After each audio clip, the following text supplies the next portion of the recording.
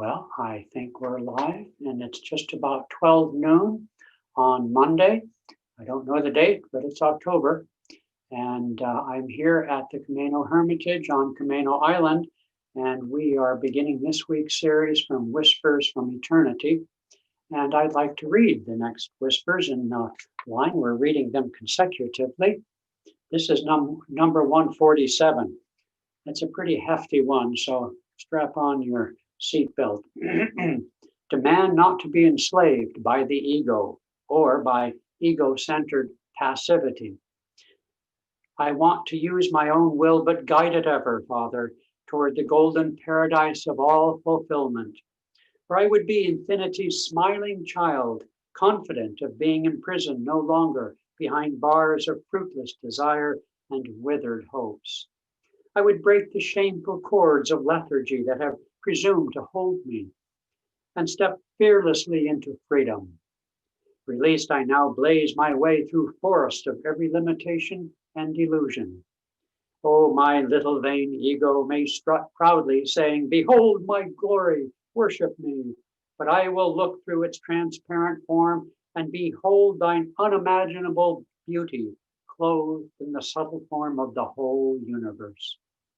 The silence-tuned hearing of my soul will ignore that tiny, boasting masquerader, my little self impersonating you, and will listen rapturously to the wind-borne fragrant music of your own matchless voice, whispering across the ages, "I am he." Well, demand not to be enslaved by the ego or by passivity is a pretty tall order. I'm going to sing to you the only chant I ever put together.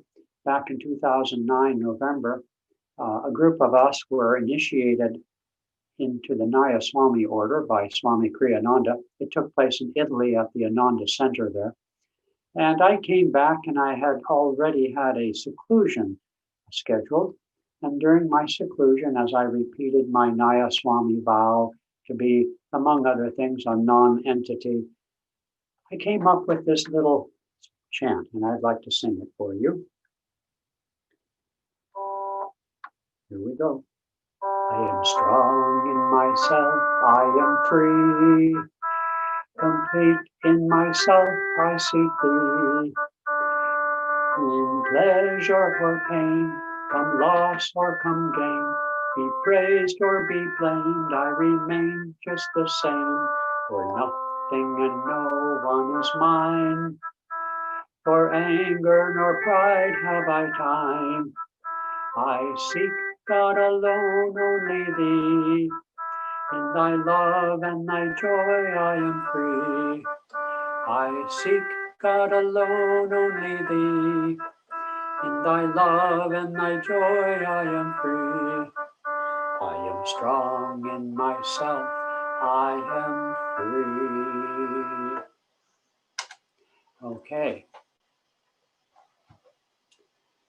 You know, it's a curious fact of the spiritual path, and I've commented on it many times in this series, which is to say the dichotomy or the paradox of the spiritual path, truly the paradox of life. But here in this series, we're talking specifically of the spiritual path, the inner path through meditation to cosmic consciousness, to self-realization.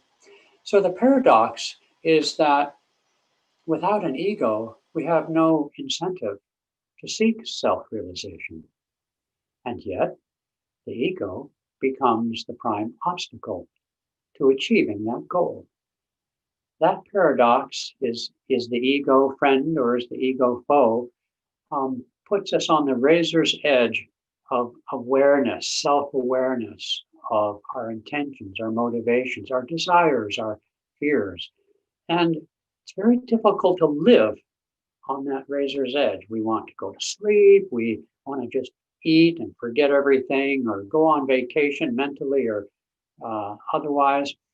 And to live on that razor's edge of internalization, self-awareness, openness to something greater than my own mental machinations, that's not easy to do.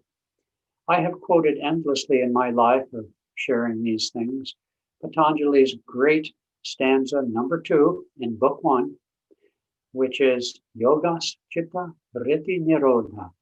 Yoga, the state of union, state of oneness, self-realization, is achieved when all the mental fluctuations of likes and dislikes and reactions, fears, memories, all when the mental fluctuations of the little mind, the ego mind, when those are calmed into the ocean of peace, then we awaken to that which we truly are, consciousness.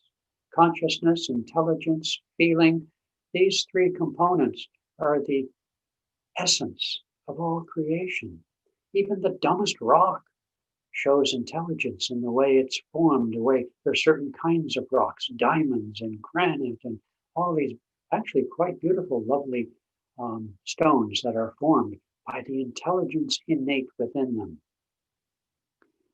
That awakening to the greater reality is a contribution, ironically, interestingly, that science is making to our culture. Science is talking endlessly about astrophysics and the vastness of the universe, the mystery of the universe, but also with the microscience and quantum physics, showing us that matter has no intrinsic reality. So when we say this prayer demand not to be enslaved by the ego or by passivity around the ego, this is a very important prayer. It's implied in the prayer, however, that our power to grow beyond our limited self is not ours alone.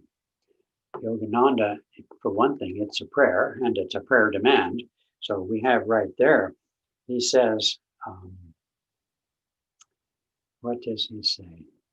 Father, he prays to the Father to be greater than the ego, to put aside the vain, strutting ego. The very fact that this is a prayer alone suggests the importance of what's called grace.